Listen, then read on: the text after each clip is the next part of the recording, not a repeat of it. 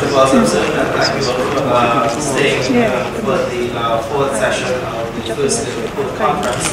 And session number 4 is titled Technology and Industrial Policies.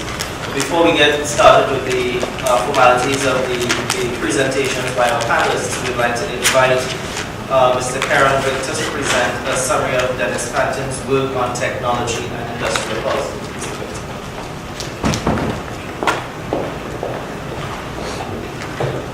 Good afternoon all again.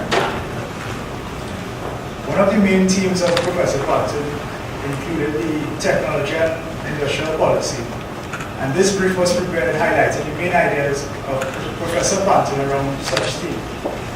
This brief was published in the September issue of the Today newspaper. Many development countries face the issue of underdevelopment and enormous difficulties in their efforts to industrialize.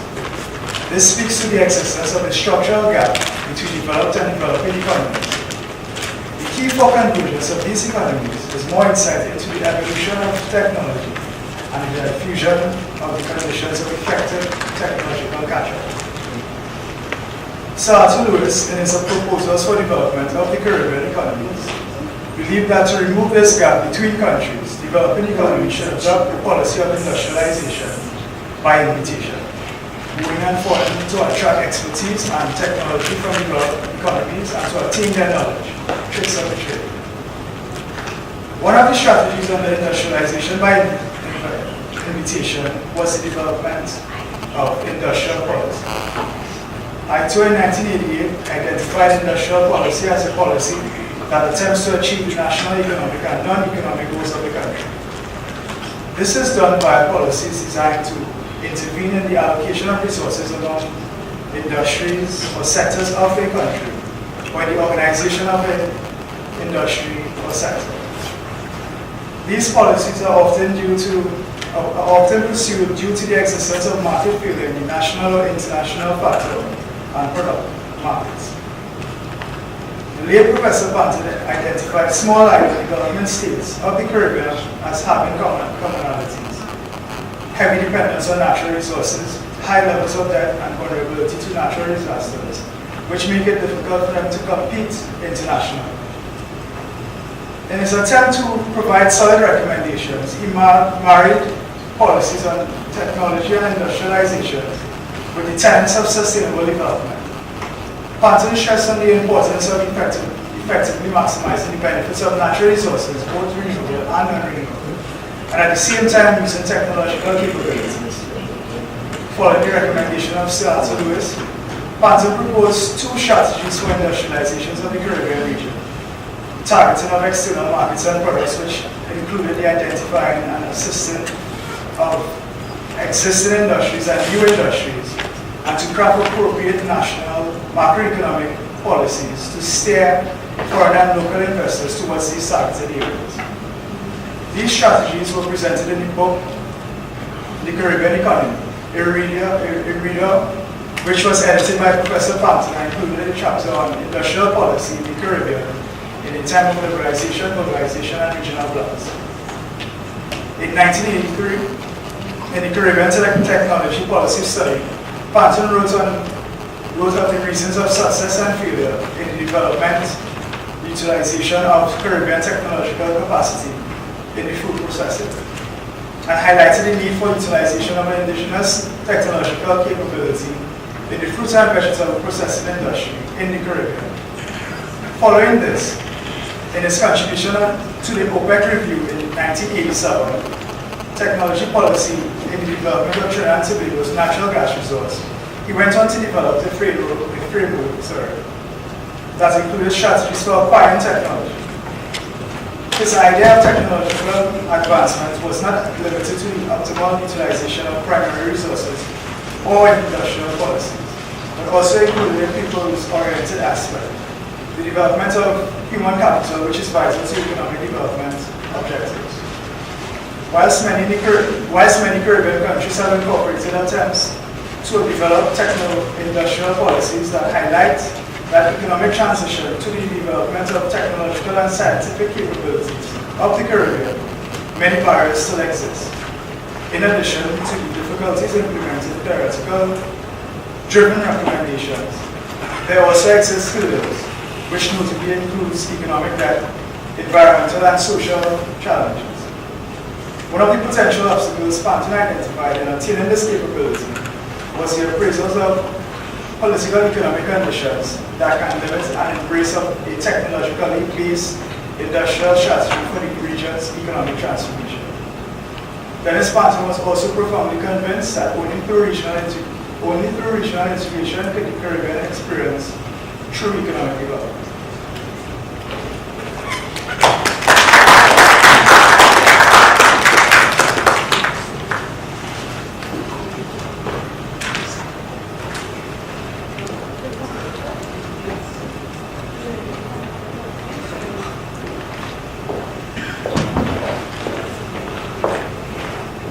Thank you, Mr. Victor. On this session 4 panel, Technology and Industrial Policies, we have 3 presenters. Starting on my left here in the green is Mr. Don Charles, who will be presenting.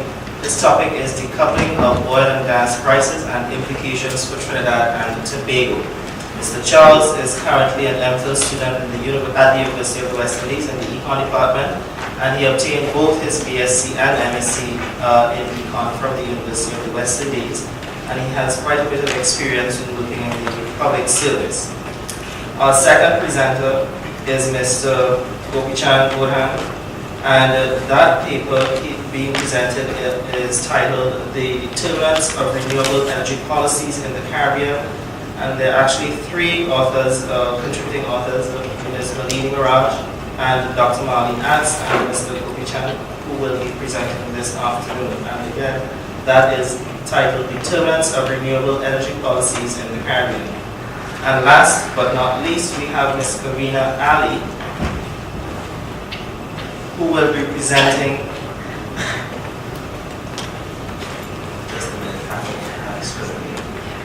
Mr. Bodan is also from the Econ, student in the Econ department, and he graduated in 2010 with his BSc in Econ, and a year later he read for his MSc in Econ and is currently an MPhil student in the Department of Economics, and his research focus is based on renewable energy.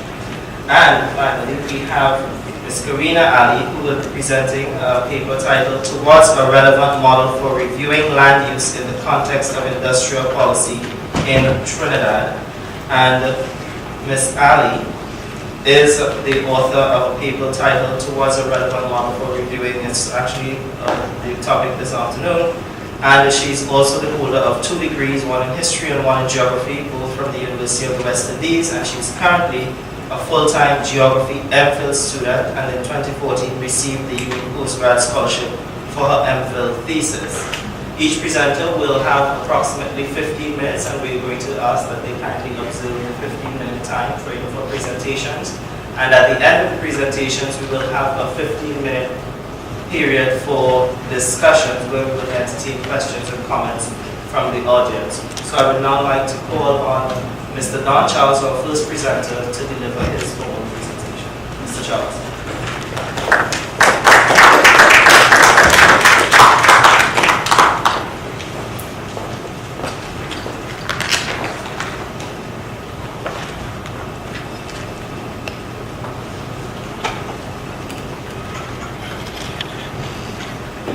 Hello, good afternoon, ladies and gentlemen.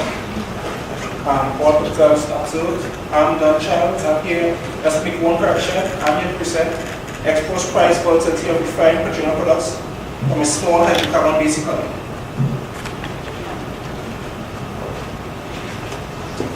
Trinidad and Tobago has one oil refinery situated at Point Pierre.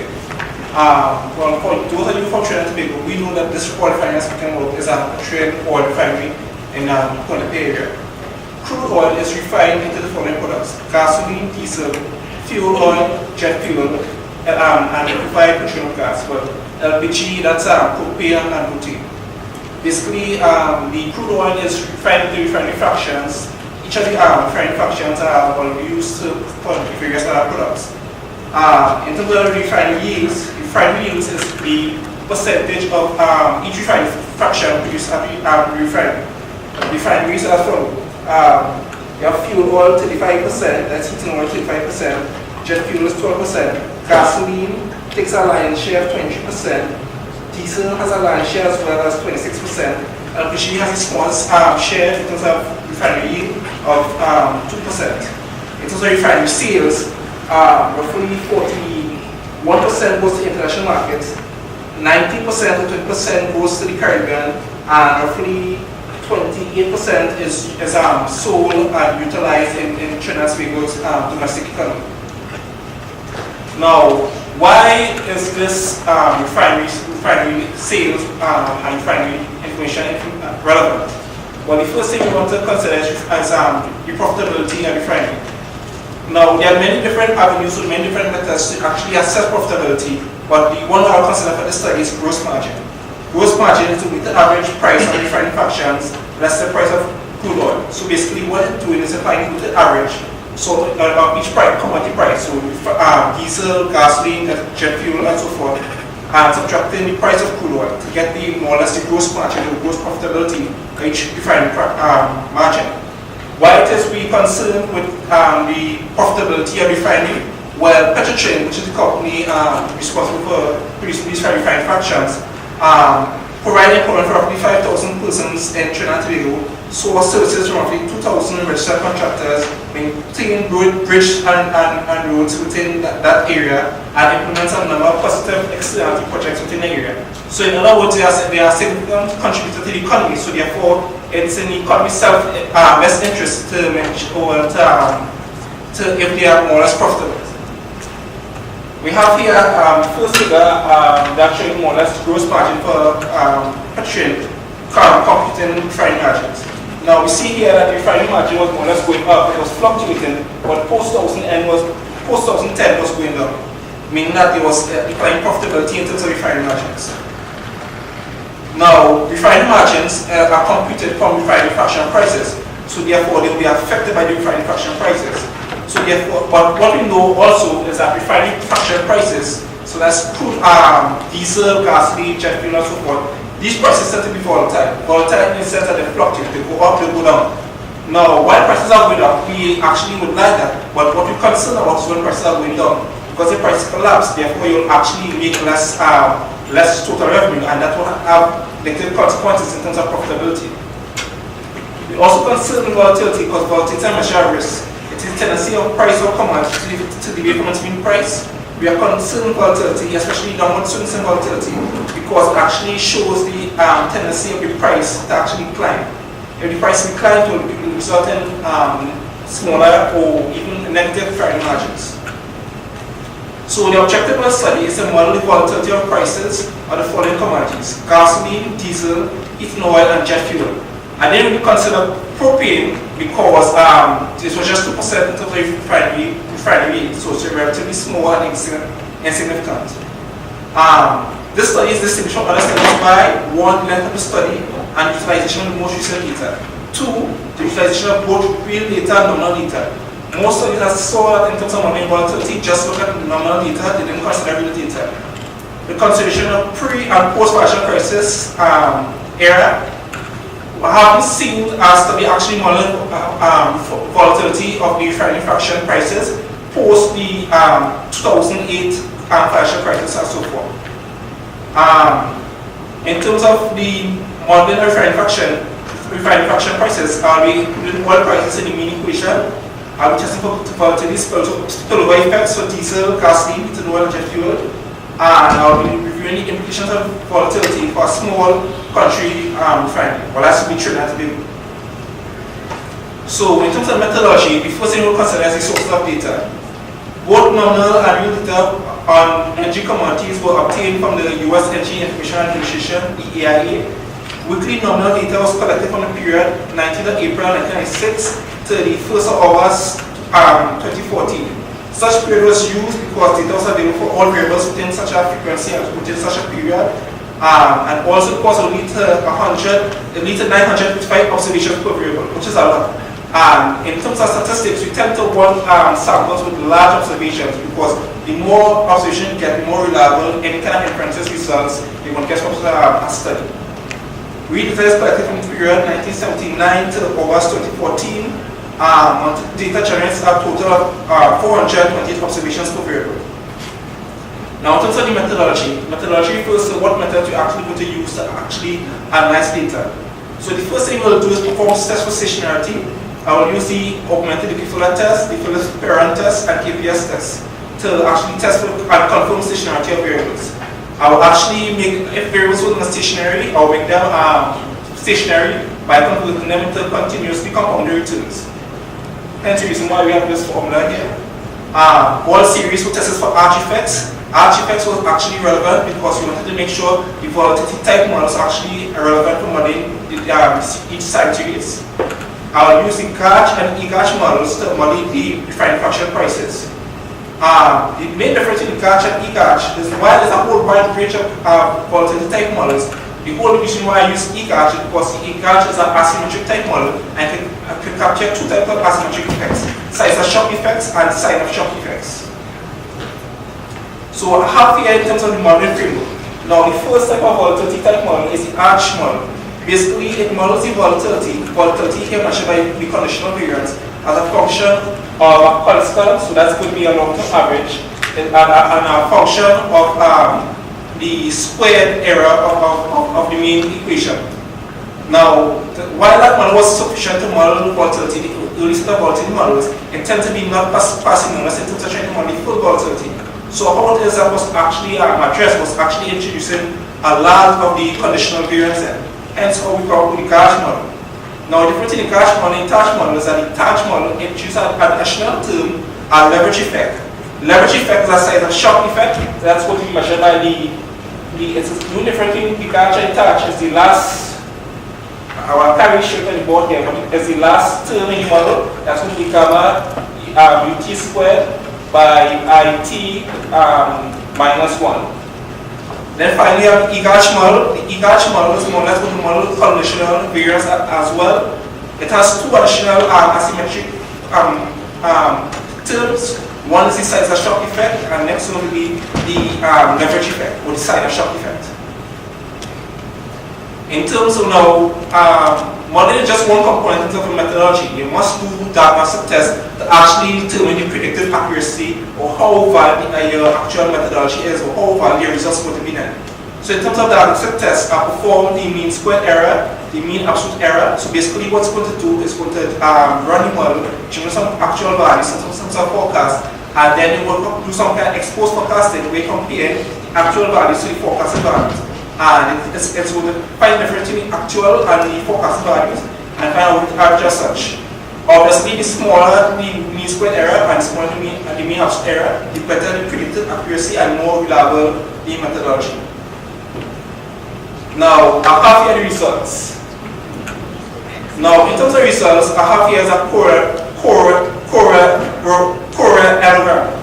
Basically, what it's going to show is it shows that the stationary results for each variable. So we see here the ACF for diesel, gasoline,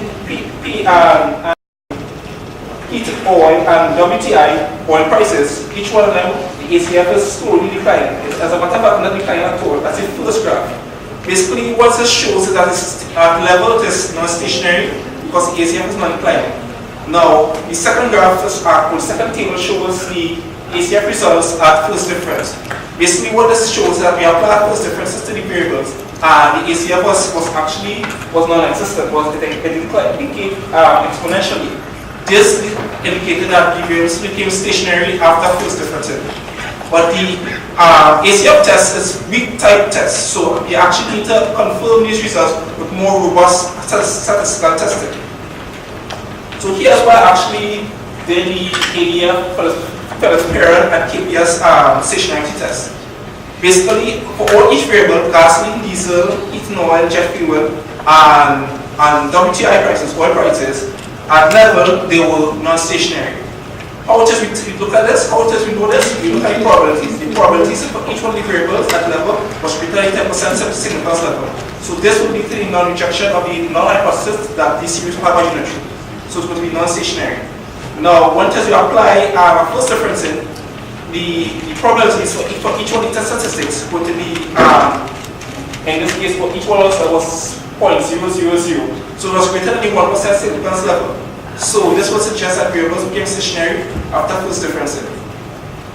While we have some monetary test results, basically it's similar type thing. Basically, the monetary results suggested that the variables were not normally distributed as evidenced by the low probabilities for Jack-Barrett statistic. I'll skip on to, since I have limited time, I'll skip on to the results. Now, you might be able to see only the table clear, but I'll just read you all the results. In all models, the WTI, the oil variable, was significant in the main equation, suggesting that oil prices affected refining fraction prices. The leverage effect for gasoline and diesel and ethyl oil was positive and significant.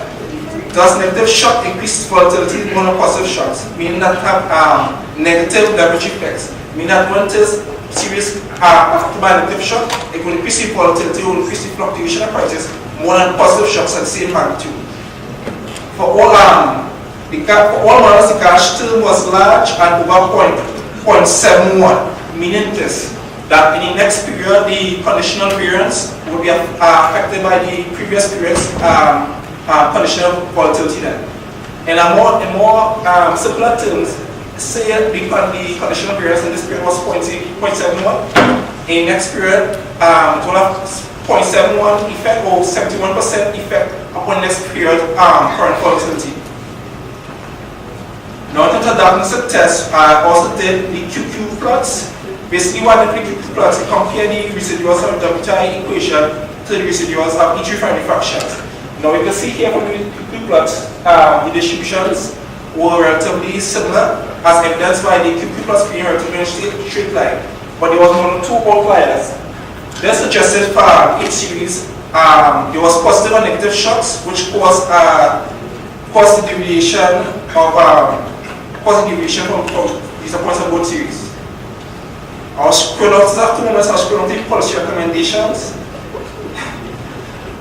So in summary, gasoline, diesel, oil, and jet fuel were all I1. They were all non-stationary. Normality test results indicated that each series was stationary and not normally distributed. Therefore, archetype modeling and archetype model was relevant to modeling distribution. There was volatility spillover effects for all series. This suggested that each refining fraction volatility as affected by the volatility of other refining fraction prices. Given that refining margins are going to be slim in the future, refiners need to take a number of steps to actually ensure their survival in the future. So one of the key factors to actually ensure their survival in the future is controlling costs. So we're looking at refineries outside of the US economy. Refinery actually need to try to keep the cost as low and as minimal as possible. Because if it is a car controller price, the price is going to go down then. And let's say total revenue is different, it's price by quantity, profit is different between total revenue and cost. So if they say have no influence on total revenue, then what they need to do to ensure profitability is try to minimize the cost. So refiners need to minimize the cost. They may try to do it by actually redesigning core processes, such as having more automation, trying to have minimized shipping productions, better organization of their ship workers, and concentration on more work that drive performance. The local refinery should try to increase local oil production and use more locally produced crude. Why I'm saying this? Because we actually, our refinery is somewhat of a merchant refinery. We import roughly 60% of crude oil to actually run the refinery. If you use more domestically produced crude, it will actually result in a significant reduction in the cost of operating the refinery. And now the major policy recommendation for this study is in terms of hedging. Now, basically what you're going to do with hedge is that, let me say prices will decline in the future. What you're going to do is that you're going to hedge with some futures contract. So you try to engage, go long some futures contract. So you win long futures contract. So you're selling some refining fractions. You're receiving the payment for refining fraction prices now, and you could actually make delivery at some future date. Well, time is up, so that's all.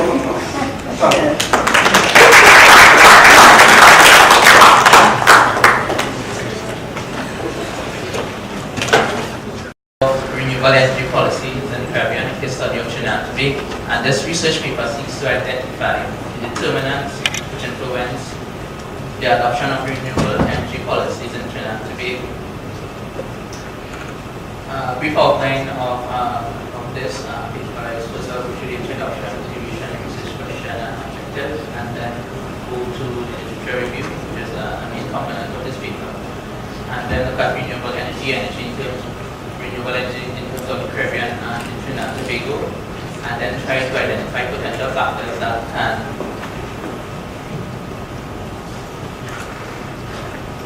affect renewable energy policy adoption in Trinidad and Tobago, and then look at the way forward. Now, energy is necessary for sustainable development and is identified to be one of the basic needs for humans in terms of development.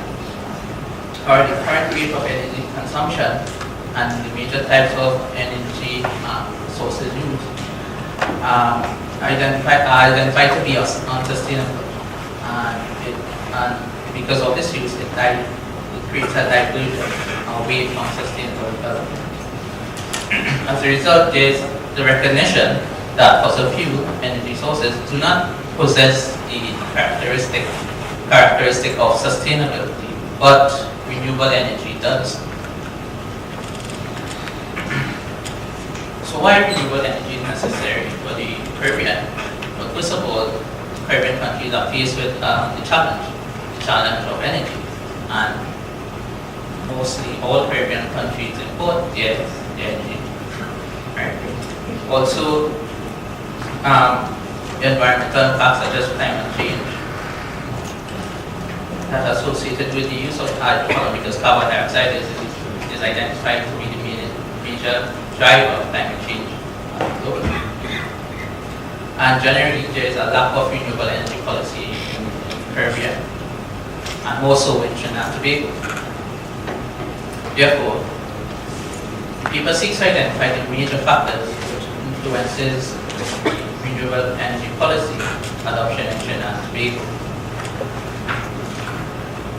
Therefore, the objective of this paper is first to identify and survey necessary and critical literature as it relates to renewable energy policy adoption, and therefore, in this process, identify potential factors that can be applied to Trinidad and Tobago. And once this is done, execute the necessary analysis in order to state that yes, these factors are impact in renewable energy production in Trinidad and Tobago. This table 1 is basically a summary of all the basically the major literature looked at for this paper, and the literature ranges from papers that look at renewable energy policy adoption and factors that influences adoption, such as in the European Union. Also, literature was also looked at in terms of renewable energy in the Caribbean as well as Latin America. This diagram here illustrates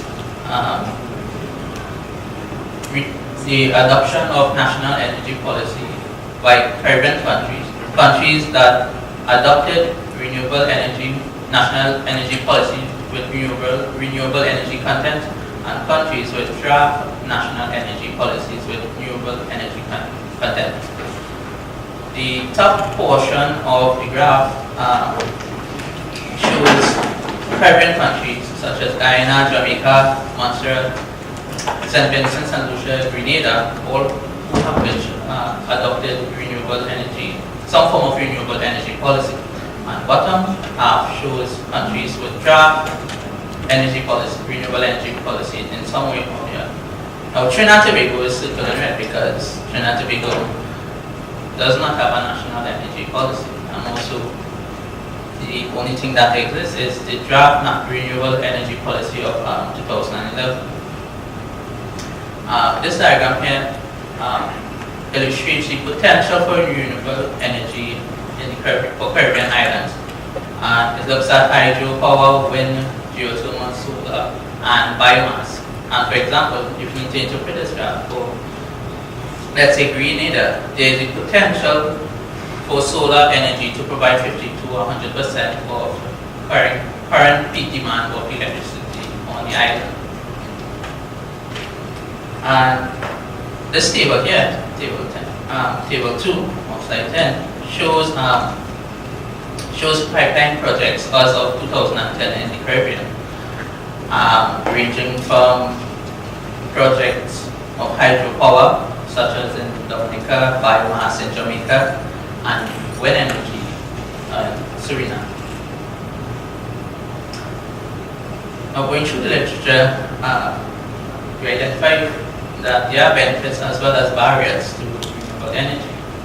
And some benefits identified for the adoption of renewable energy will be the improvement in the balance of payments, reduction in reduced impact of price volatility, energy security and energy independence, domestic job creation, especially in the renewable energy,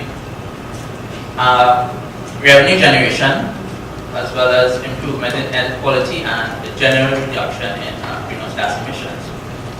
In terms of barriers, barriers identified, firstly subsidies, and we know that Trinidad and Tobago there is the gas subsidy. Right. And secondly, the legal framework, which is the basis of this paper, where we're looking at renewable energy policy. Also, finance market, education and awareness, availability of local data, environmental concerns, and competing land use issues. You look at the draft renewable energy policy of 2011 of Trinidad and Tobago.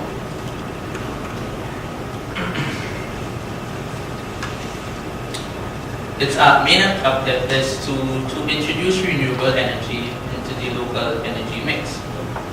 And various sectors are identified within the policy for renewable energy. And the types of renewable energy identified for Trinidad and Tobago is wind, solar, and biomass. And based on the policy, the target is by the year 2020 to have 60 megawatts of power generated from renewable energy, and this would mainly come from wind energy. Therefore, in this initial analysis, what we did was survey the literature and identify potential factors that can influence renewable energy policy adoption for Trinidad and Tobago, and we conducted an initial analysis, and we looked at basically five factors identified based on the literature, which is the unemployment rate, GDP per capita, economic growth, electricity production from fossil fuels, and carbon dioxide intensity. Now based on the literature, in 2010, they found that states with higher unemployment rate are less likely to adopt a renewable portfolio standard, but the journal 2012 said that the likelihood of policy adoption goes up with an increase on the unemployment rate. And based on this diagram, you see that the trend for unemployment rate is same. In terms of GDP per capita, COTE 2014 found that with high economic growth results in higher energy demand and prices, which creates more favorable conditions for renewable electricity adoption. And the trend is increasing for GDP per capita in Trinidad and Tobago. In terms of economic growth, GDP growth, Sharper and Banner 2014 found that countries with has high level of energy.